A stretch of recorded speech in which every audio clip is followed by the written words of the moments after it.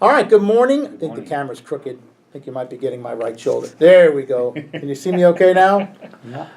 All right, so we are actually on our final chapter of Shirley Guthrie's book, Christian Doctrine. I know, I want to say we've been doing this for, what, a year and a half? More. Really? Probably more. Probably more than that, yeah. Well, I'm glad you're interested. I'm glad that Yeah, he's kept your interest. Yeah. And I want to tell you guys, y'all did great because this is actually a text we use in my seminary course. So you've hung in there It'd be nice with to the big repeat. dogs. It'd be nice to repeat it. It'd be nice to repeat it. One book takes 3 years if you go through a second time. So we are on the final chapter, and Guthrie has named this one, What's Going to Happen to Us and the Doctrine of the Christian Hope for the Future. So this is about what he thinks will happen to us in the end, or in the beginning. So I'm going to go ahead and read his introductory paragraph. It's Introduction to the Doctrine of the Christian Hope for the Future, on page 373 and 374 of his book. It starts out very upbeat. You are going to die. The end. No, I'm kidding. You are going to die. So is everyone you love. Your husband or wife, your children, your parents, your friends. It may happen tomorrow, or the day after tomorrow, or not for several years. It may come quickly and easily, or slowly and painfully, but we are all going to die. One day we will be cremated or put in a hole in the ground and covered up with dirt. Or, like millions of other people in our time, we may be blown into irretrievable bits and never buried at all. But in one way or another, sooner or later, we are all going to die. You, I, every one of us. It's a very upbeat first paragraph, but stick with me. We may try to fool ourselves and other people. We may do everything we can to look young. We may count calories and exercise faithfully. We may prolong life with medical techniques undreamed of a generation ago. We may try to live as if were no tomorrow. But finally, it won't work. Every day we are one day nearer to death. The end. It actually says the end. I love this about Guthrie. Is there any more hope for the world in general than for us individuals? Early in the 20th century, we fought the war that was supposed to once and for all to make the world safe for democracy. Is the world better off now than it was then? Is there any less hatred, greed, brutality, or equally cruel indifference among human beings now than there was 1,000 years ago? Is it realistic to hope that even in the next 1,000 years we will reach the point at which there will be no more wars or rumors of wars, injustice, poverty, crime, oppression of minorities, the physical and physiological crippling of children as a result of the inhumanity of their elders? The forms of our inhumanity change, of course. We have nuclear weapons instead of bows and arrows, economic exploitation instead of slave trade and colonialism. But can we really expect that human beings themselves will change? Even if the United States should have its way all over the world, even if Christians and their church could control everything? Is it considered bad taste in our time to talk about dying? Death has replaced sex as a subject too obscene for polite conversation. Now we say passed on, and instead of died and memorial park, instead of graveyard. And it's downright un-American to suggest that we cannot eventually solve all our own and the world's problems if we work at it long and hard enough. If we can only convince or enable the rest of the world to follow the American way of life. But that is the way it is. We are all going to die. The suspicion will not go away that the American dream for ourselves and the rest of the world is only a dream. In this last chapter, we are going to consider what Christians have to say about these brutal facts of life and death. It is the good news of hope for the future, even when personal experience and the world history seem to say there is no hope. Christian hope for individuals is hope in the God who raised Jesus from the dead. It is therefore hope for our own resurrection, hope for the resurrection of the body and the life everlasting, from the Apostles' Creed. Christian hope for the world is hope that through the The risen Christ, the God who created the heaven and the earth at the beginning, will create a new heaven and earth at the end. It is the hope that Christ will come again in glory to judge the living and the dead, and his kingdom will have no end. Nicene Creed. It will help us to understand and claim the true meaning of this great Christian hope if we first eliminate some tempting alternatives to it. Some of them clearly unchristian, some less clearly so, and often mistaken for the Christian position. Then we will suggest some guidelines for asking the right question about what Christians can hope for. With this preparation behind us, we will finally discuss the meaning of the creedal affirmations we have quoted. All right, so Guthrie opens up with a pretty stark intro. Where's an Ecclesiastes? Yeah, pretty much. You are all going to die, right? No matter what we do, and he even talked about the fight of humanity to try to look younger. He says, you can exercise all you want, you cannot exercise all you want, you can do this, do that. Yeah, very Ecclesiastes. It will not stop the fact that one day you will be visited by the Grim Reaper, right? And you will pass on. And not even to pass on, right? He even says, we have tried to gloss over it, right? Passed away, Memorial Park instead of saying dying. In fact, in seminary, they tell you to use words like death and die instead of pass on, to help people move to that closure piece within their life. Or lost him. Or lost. Where? Yeah, right, exactly. So, it's important because it's difficult. And it's difficult for anyone to mourn. That's a fact. We all mourn and we all feel pain, but it's not to gloss over the fact that death is a very natural part of life because it affects us all. Birth does, and so does death. It's something we will never escape. All right, so let's move further into Roman numeral 2, Christian hope, hopelessness, and false hopes. All right. Whether obviously or less obviously unchristian, all alternatives to Christian hope for the future have in common the fact that from the Christian point of view, there are either too optimistic about human power over sin and death, or too pessimistic about the power of God over them. Or, to put it another way, they are based either on false hope in human potential or on hopelessness about God's potential. We will discuss the Christian response to four such alternatives. The first two having to do with the future of the world, and the last two with the future of human individuals. We can summarize quickly what needs to be said in the first 2 points because we have already emphasized it repeatedly in past discussions. Chapter 14, which I'll tell you what that was in a second. The last 2 points will take a little bit more time, and chapter 14 was... Where are you? 14, I just saw you. The doctrine of resurrection. Who's in charge here? I love the subtitles.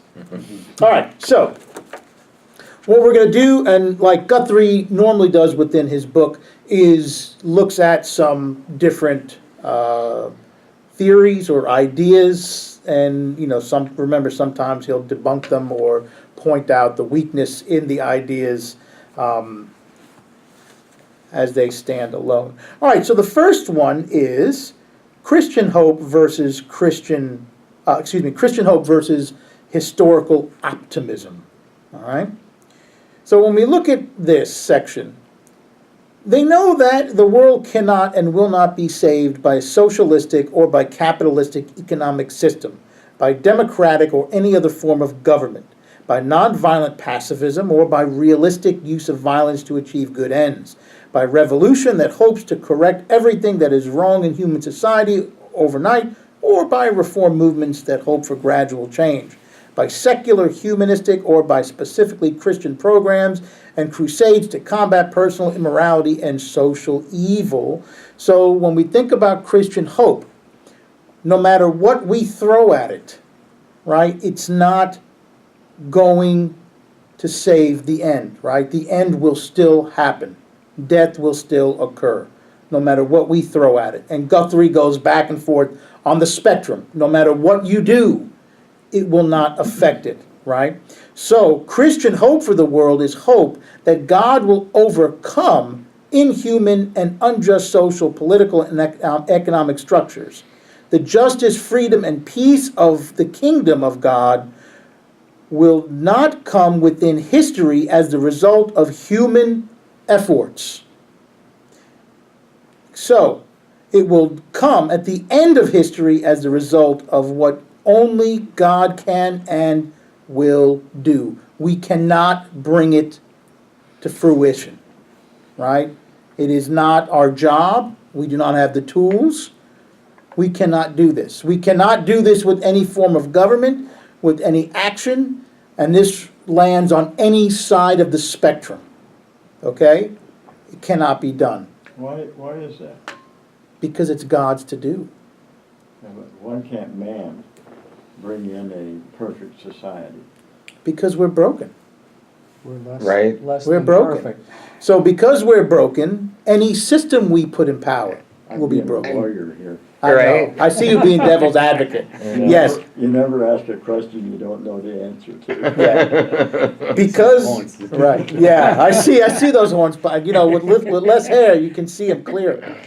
Yeah, so, because humanity is part of this broken condition, any system we put in or put in place will be broken. It's called sinful human nature. Yeah. So we can't do it. We cannot do it, right? So we have to understand Christian hope is that God will put this in motion. We cannot do this, right? Now, it doesn't mean that while we're here, we just sit back and say, well, light up the world and let it be like a dumpster fire. That's not what Guthrie is saying. You know, we are still to do what He's we are not called to saying do. that either, right? I mean, he's not saying not to do that. He's just not saying to do that. So I mean, we can do that, right? No. No. Darn. I always think back of Not If- yet. if you've ever seen the classic Barabbas by Dino De Laurentiis. It's from the 50s. Huh. Sounds It's a interesting. fantastic movie. It's Anthony Quinn. It's biblical fiction. Right. Anthony Quinn plays Barabbas, right? And we all know who Barabbas was in the Bible. He was on the cross next to Jesus. Well, right? he was He given was back. turned loose. Oh, he was turned turned loose. loose. Okay, Right. glad I asked. Right. And if you haven't seen it, it's a fantastic movie. Ernest Borgnine is in it. A few other. Oh, and also, Black and white too. no, it's in color. Really? Yeah, it's When that I saw faded. Black and Are you white. sure No. Ted Turner didn't colorize it? No, it's in color, and also Jack Palance plays Ah. a real devious, a freed gladiator. Black and white. So no, it's in color. It's that Technicolor, so it's real, that grainy color. But it's a fantastic movie. But within the movie, of course, it's biblical fiction. Anthony Quinn, or Barabbas, in the beginning of the movie shows the whole trial scene of Jesus, right?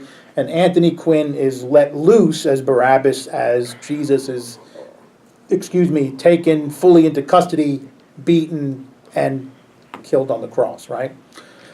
So, but that's really the beginning of the movie, because what the movie is biblical fiction. It takes a look at perhaps what could have been the life of Barabbas, the person freed so Jesus could be crucified. And Anthony Quinn does a fantastic job at doing this, right? And so his whole life is plagued by Christians looking at him as the one who has been freed, and Barabbas, of course, in the Bible, we're told that he was this Rabble rouser, right? yeah, like a rabble rouser, Murderer. a murderer. I don't know. Someone might have been just out for himself, and this is the role that Anthony Quinn fills, right? And so people look at him and say, "My God, you live this. You have been given another chance. Think about who died in your place.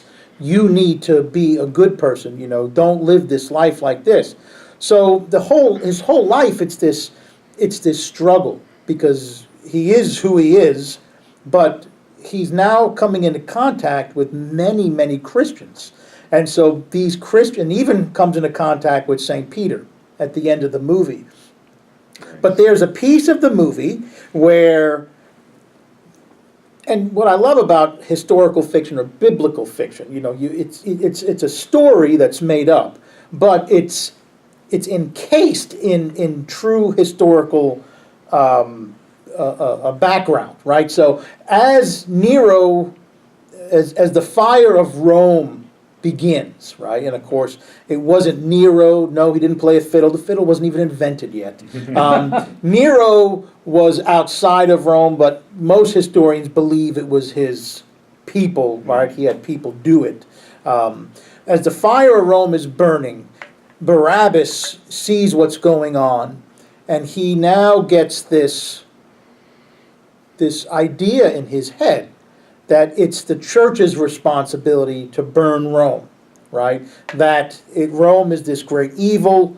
Remember, Barabbas might be a rabble-rouser, murderer. He's also Jewish, and in the movie he ends up in Rome as the fire begins. And so, just because you're a murderer, you're still Jewish, and you still really don't like the Romans. So, as Rome begins to burn, Barabbas now thinks, well, I'm going to help this come in, right? And so he starts running from place to place, setting fires, helping the fire along in the Roman area. And remember, most of Rome is wooden tenement slums, so you would think about how fast, and it does. It goes up very fast, very fast. Well, in the movie, but he's arrested, right? The Roman soldiers get a hold of him, and he's tossed in jail, and there he encounters Peter, St. Peter, right? And so as they're talking, and there's a whole, a bunch of Christians who are imprisoned there, and Barabbas is talking about what he did. He said, come on, we need to do this. And Peter is the one that says, it really doesn't work that way, right? If Rome is to burn, it's not by your hands. It's by God's hands, not by your hands, right? And so whenever I think about this in this perspective, it's not us. We are to live a certain way. We are to serve, right? We are to preach. We are to spread the gospel with our words and with our actions. But we do not cause the end. We cannot usher in something. We cannot usher in an apocalypse. We cannot do these things. It is all in God's time, right? Just like we cannot stave off death. We can't. We might be able to live longer. We might be able to live healthier. That's all great. That's not a bad. It's not what Guthrie's not saying. Just everyone just lay on their couch and eat your Fritos and don't worry about it, because that's that would be a horrible life. But he's saying that if we think we can stave off death, that's a fallacy. It is coming for us, regardless of how healthy we are. If you live 10 more years, if you're able to live a happy life, or one that's not, it doesn't make a difference. It's coming. You cannot stop it, right? And just like the end, right, or the beginning of God's kingdom, the beginning of judgment, we cannot usher that in. It is God and God alone, right? So when I think about Barabbas, I think about that. And it's, here is this movie, it's biblical fiction, but it brings out a very powerful point. It brings out a very powerful point. Starting the end of the 19th century, beginning of the 20th century, the church had the idea that they could do that, by overcoming all the evils in the world. They could make the world ready for the kingdom of Christ. Yes. And they found out they couldn't do that. Right. Because then we had two great big world wars. Yeah, right, yeah. Yeah, Right. Most definitely. And it starts out very optimistic. Yeah. It starts out very optimistic. And the thought behind it, even though it's misguided, they wanted to do something good. Yeah. Right. And then you see what, still happens, right? There was a book written, centered in Chicago, and I can't think of the name of it right now, but it was written right around the turn of the 19th, 20th century. Well, maybe I'll think of it later, but anyway, I gotta go get milk. Oh, okay. Well, think of it and let me know when you get back. Right. It's a good book, it's just misguided. Yeah, yeah. All right, so that's the first piece, right? That it's not something we can do, right? And that's a hard pill to swallow for many of us, right? Because, you know, Or a relief. or a relief. Yeah, it's a little bit of both. Responsibility. That's right. That's right. It is a big responsibility. That's a good way to look at it, Yeah. Don. And to realize that's not in our job description actually is, you want to say, whew, you know, that's a tough one. But yes, there have been attempts at this. And again, it doesn't mean that you don't try to live a good life and you don't try to make life more comfortable for other people, because you do, right? We do. It's important that we do live a good life. We are called to live a good life. Jesus preaches for 3 years on this, right? This is how you're supposed to live while you have time, right? While you have breath in your bodies, we're supposed to be good people and we're supposed to live this life. But it doesn't necessarily mean that we have the power to usher something in, right? The church, as it's part of the kingdom, as the church moves and does what it's supposed to do, the world gets glimpses of the kingdom, right? But then again, when the church does what it's not supposed to do, you know, things like inquisitions, crusades, you know, then the world sees not what's supposed to happen, you know, not how the church is supposed to act. So yeah, all right, so that is Christian hope versus historical optimism. So now the second one that Guthrie brought up is Christian hope versus historical pessimism.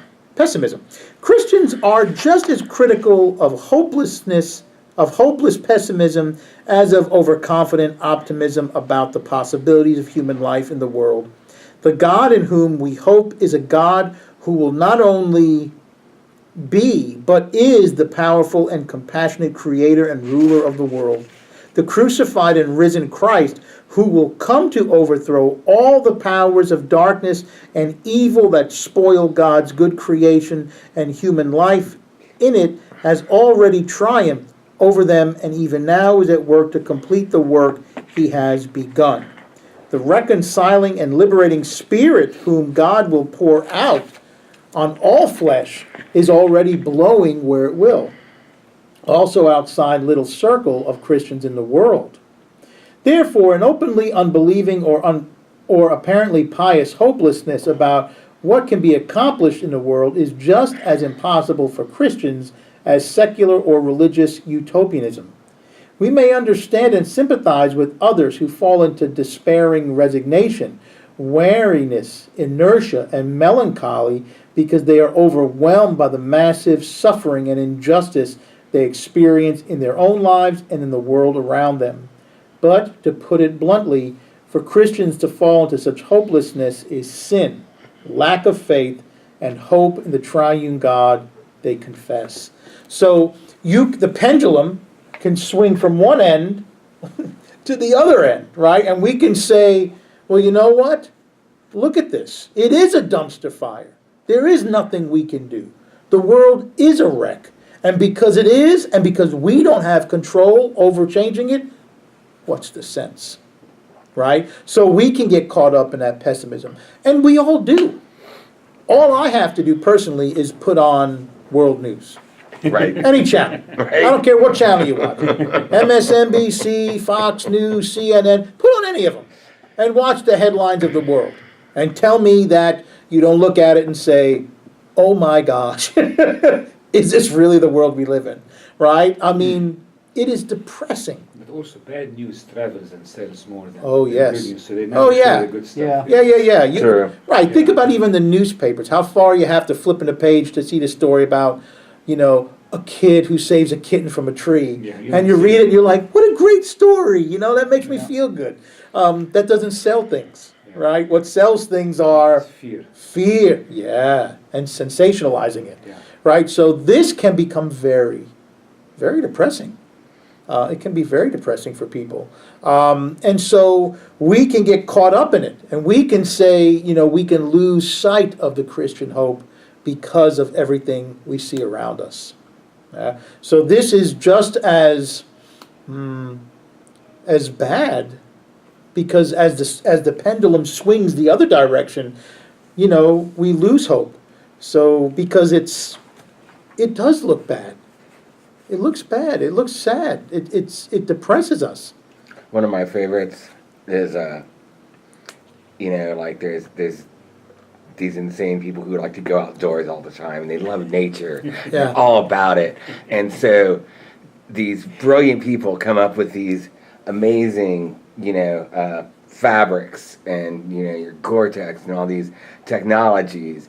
And then you find out that every time you wash them, these microplastics go into the ocean and are killing animals. And it's like good intentions all the way down the line.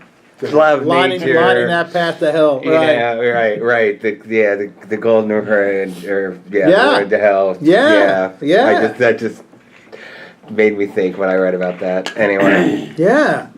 Yeah, we do what we can, and how many times we think we know something, and, shoot, how many times have eggs been good for us, and then bad for us, good for us, bad for us, good for us, bad for us? Coffee. Always good for me. Olive oil's bad for you. No, it's fantastic for you. Oh, but don't cook with it, because then there's a chemical substance that makes it bad, but you can eat it on your salads.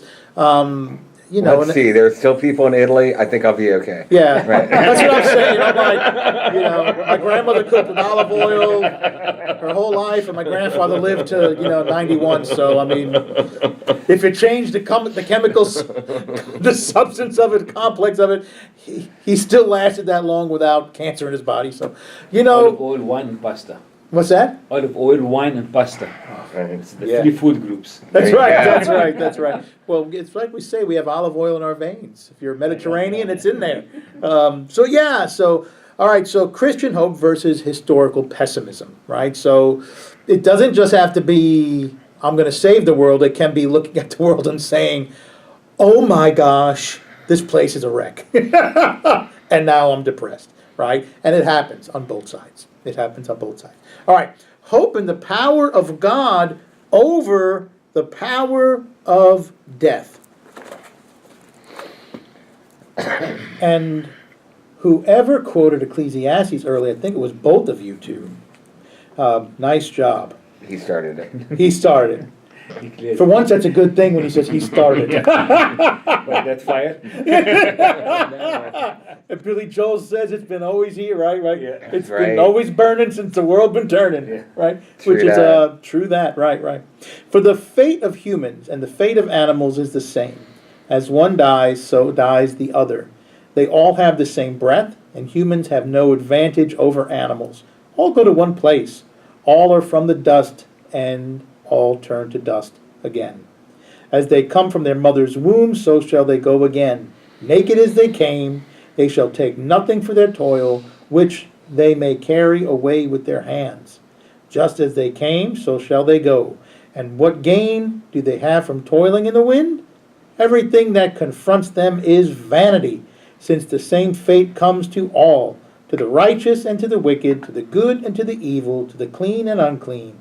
Enjoy life with the wife whom you love, all the days of your vain life that are given to you under the sun, because that is your portion in life and in toil, at which you toil under the sun.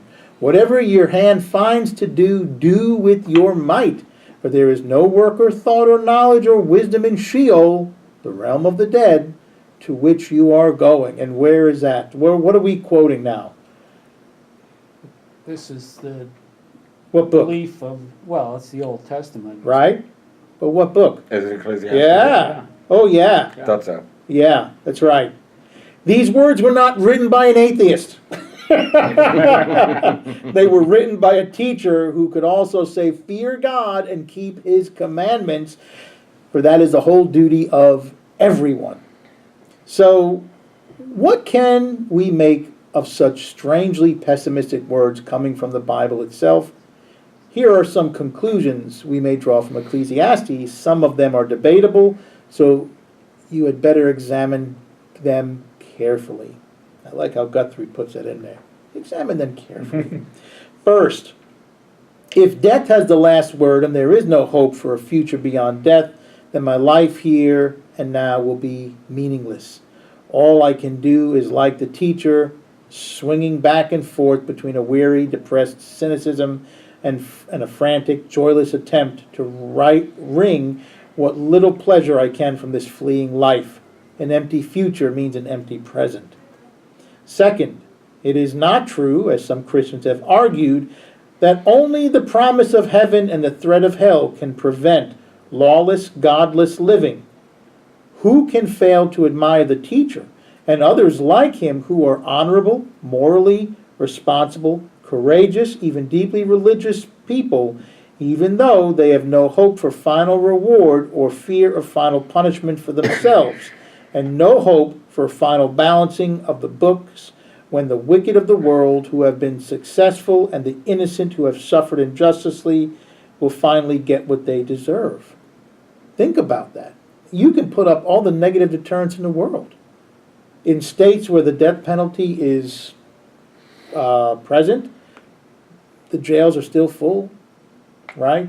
So what Guthrie is saying, even with the promise of heaven and the threat of hell, people still live as if they didn't exist at all, right? And so Guthrie says, it might not be true that the promise of eternal life in either place will deter or encourage, right?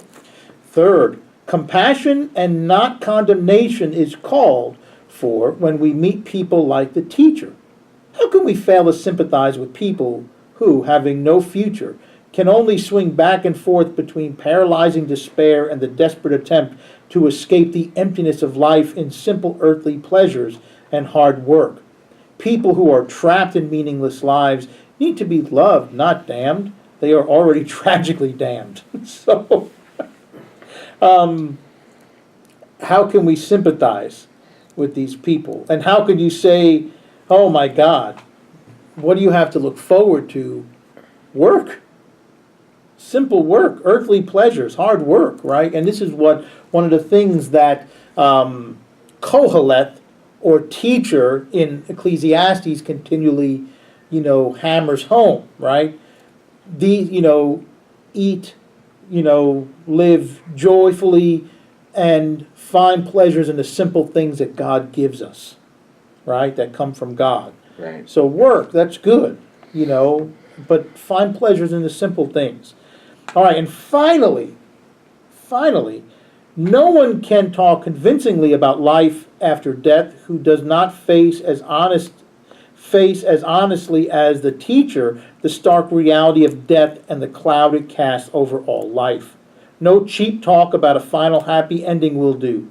If we are honest with ourselves, who of us does not sometimes suspect what he tells us in the truth about our own lives and the lives of everybody else? However, Christians who believe that they have heard about the resurrection of Christ and therefore the resurrection of all the dead know that although death is real and certain, it does not have the last word. For us, there can be no ultimate pessimism about the future, and therefore no cynicism about the value of life in the present, the value of other people's lives as well as our own.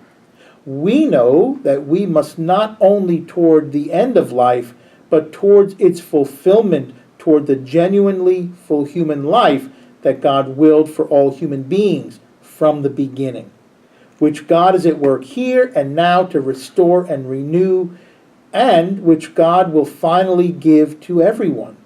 There may be some question about how seriously we Christians take our own gospel. Do Christians in fact find more joy and meaning in life because of their hope for the future? But the gospel itself declares that all gloomy philosophies of life, like that of the teacher in Ecclesiastes, have been superseded by the promise of another teacher that we see in 1 Corinthians. Death has been swallowed up in victory. Thanks be to God who gives us the victory through our Lord Jesus Christ. Right? So, We are surrounded by death, right? Think about it. What we see, what we hear, we read about what Kohelet spoke of in Ecclesiastes, and the final piece is that Kohelet's teachings has been superseded by the teachings of another teacher, right? The rabbi from Nazareth, right? That there is reason for hope over death. And yes, you will see death. And Christ, think about what Christ teaches to his followers. Yes, there will be persecutions. If they do it to me, they will do it to you, right? Jesus does not promise a bed of roses. Because if you have a bed of roses, what else is on a rose? Thorns. Thorns, right? You might not want to sleep on a bed of roses unless it's just rose petals. Genetically engineered. What's that? Genetically engineered with no rose. Yeah. As the rose, it says, look at me, I'm so beautiful, but if you touch me, you'll regret it. So again, we have hope beyond the power of death, but the hope must come in the power of God, right? So God is the only one that can supersede this, right? This is where we say, oh, where is your sting, O death? It doesn't mean that we will not experience death. It does not mean that death of others will not make us mourn, will not make us sad, will not make us angry, because it does, right? We are human, we have emotions, but it means that there is something greater that awaits for us and for our loved ones and for those who have passed, right? And that's the hope in the resurrection. It's what we all hold on to as Christians. It's what gives us hope. All right, any questions? Yeah, so did we finish D? No. Okay. We finished C. All right. All right. And, Noted. all right, now next week is Easter. So We do I'm it. saying no Sunday school class. We'll Right. resume the Sunday after Easter. Right. Right, because we have early service and, all right. So, Should I stop it?